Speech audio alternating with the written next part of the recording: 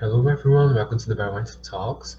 I'll be presenting this talk, Paleogenetics and Ethics, some comments on human remains research and ethical challenges in Brazil, which I produced with Professor Okumura from the Laboratory for Human Evolutionary Studies in the Institute of Biosciences, University of São Paulo, Brazil. And so when we are talking about aDNA studies, we are often talking about the use and destruction of human remains such as skeletons, and that can have a lot of implications, such as the destruction of material of religious veneration, of symbolic and cultural significance.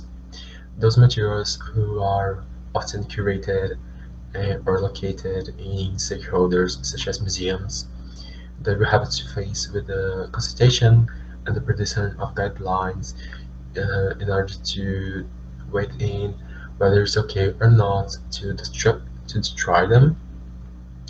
And there's also the fact that there can be a lot of implications to native communities, such as endorsing um, stigmatizing views, stigmatizing takes on those communities, and they will have to face with engagement in scientific research and also with the policies concerning all of it. And so our main goal here is to bring some comments on the particularities faced by researchers with paleogenetics of human remains in Brazil, and it's important to stress out that we're aiming for comments given that the discussion of ethics and aDNA in Brazil has not been brought further. And so we would like to start talking about the use and meaning of ethics that often lacks a proper explanation in scientific research, and why we should be concerned in the first place, why there is a need to discuss ethics. So we first make some distinctions between ethics and moral, or morality or convention. And so the first one, morality, can be seen in the standards of society, in their laws, and how people usually conceive the right way to behave, which can be passed on by generations. And convention can be seen in the way people behave, more like in their manners and habits. And ethics can be seen as a more reflective acting and a more specific take on morality, such as in specific fields in bioethics for one. And that leads us to the relationship between ethics and science. And here we bring this quote from Brigham and Mitchell that states that science is such an integral and important part of society that it can no longer be, if it ever were, a refuge from ethical issues, challenges, and ambiguities. And so, when we are talking about the scientific enterprise, we're often talking about choices, and those choices deal directly with ethics. So, research justification for one, when in specific case of aDNA, when is it okay, when is it justifiable to destroy human remains, and what goals, what will society achieve by that? Is it ethical to do so? There's also the ethics in the conflict resolution within science and between science and society. And here bring the take on ethics to really show that ethics can have many takes, such as positivism. They will have a belief that experience and observation will be this one duality considered the best way of having an objective vision of the world. And so an hypothesis that can be tested in scientific terms could even be considered meaningless, and that could lead to the idea that science can be value-free, and that can have a lot of implications, such as taking a more reductionist approach as in DNA level, which is important since we're talking about DNA. But it is also present in fields such as physics and chemistry, and this reductionist approach could lead to a notion that those researches conducted, they are excused from implications to society, but we do believe that this notion that scientists can be excused um, for the consequences of the knowledge they produce can no longer be sustained.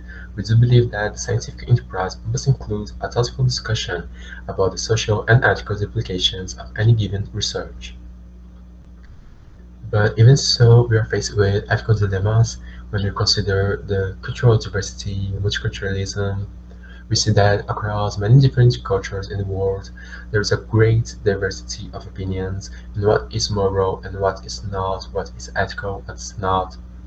And that can vary between societies, cultures, even time periods within a single society. And so there's a need to analyze situations based on the basic purposes of ethics. The reason why there is ethics in the first place, to try and prevent the harm to people, to other people, or to specific groups.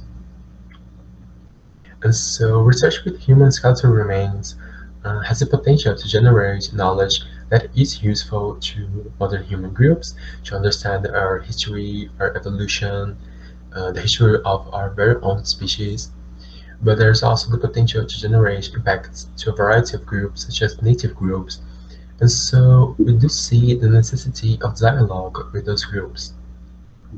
But then, when we are talking about unsigned DNA studies, we are often talking about the use of unsigned data in research. And according to Clegg, those are from civilizations and societies that no longer exist and are far removed from present-day societies. And so we have to consult with their descendants. But even then, we do not have an easy dialogue. We have a myriad of factors that can make that very difficult. So current descendants can represent a vast and diverse group and can be very unpractical to survey all of them. And it's not always clear which groups are related to specific remains due to land displacement for one, or to migration, and many other factors, really. And many groups have more pressing issues to deal with, such as land demarcation or the preservation of their culture, which can be in critical situations. And you also have the legislative support and engagement with archaeological elements, which can be not present. And there is also the fact that historical and political treatment of such groups has often lacked the to take them to consider their very own vision regarding their own history. And so, as I was saying, in Brazil, for one, there is no legal support that allows indigenous groups to own archaeological materials, which is a very big contrast with North America, from the US, for one. And the role and awareness of museums and collections regarding such scientific studies is not being brought further, which is another big contrast. And we do believe that we need to bring some light in that in Brazil.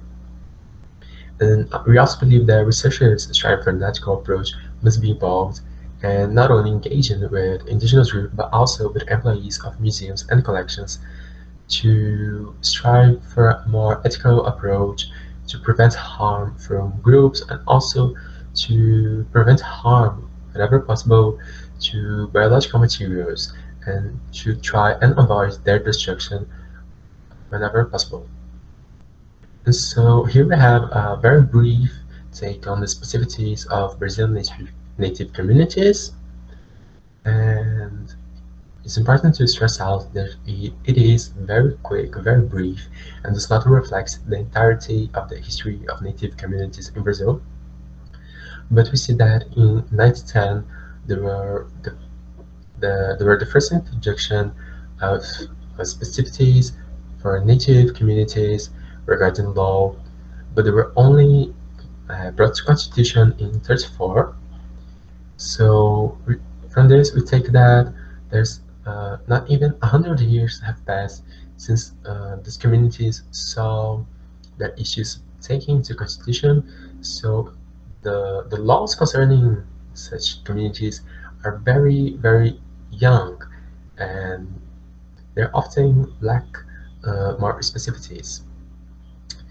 And We see that in the 50s in Brazil, there were some advances in the pressing issues concerning native communities, but they faced drawbacks up to the 80s due to the dictatorship in our country.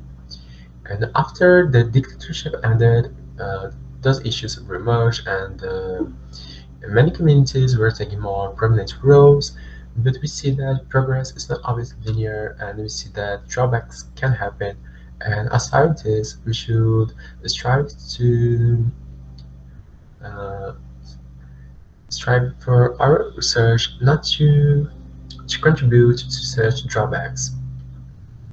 And so we also see that museums collections have been founded in problematic ways, such as the sacking of native communities in colonial times, and they have perpetuated harmful notions, harmful views of native communities, and they were not taking the protagonism of native communities regarding their own history that was neglected, and we do see a necessity to reconsider the roles of museums and their practice considering native communities. Here we bring these two quotes from Marstein, stating that the museum sector has become increasingly more responsive to the shifting needs of society, and that museums have come to accept and even embrace change as a defining element of policy, which is something that we do believe is fundamental, and also that ethics discussions should not be reserved for crisis control or for once-a-decade revision to ethics codes, since many present communities can face implications from research. And so, as the studies with aDNA advance, so does this need of discussion. And we see there's a lot of different pressing issues for different countries and different realities and stakeholders and researchers. And we do believe that the dialogue between all of them, although it's very difficult, it's very necessary. And we love to hear from different realities in different countries, since we do believe that this dialogue could lead to could benefit all of us. And so here are some of the references that were quoted in his presentation. And so we'd like to thank you all for watching this video, this quick video, and we'd like to thank Vanessa Campanacho and Francisca Alves Cardoso for organizing this event. And here I leave my email address and Professor Okumura's just as well, in case anyone wants to talk about aDNA and ethics, want to have some discussions. We are very open to do so, and we'll be very glad. And so once again, thank you.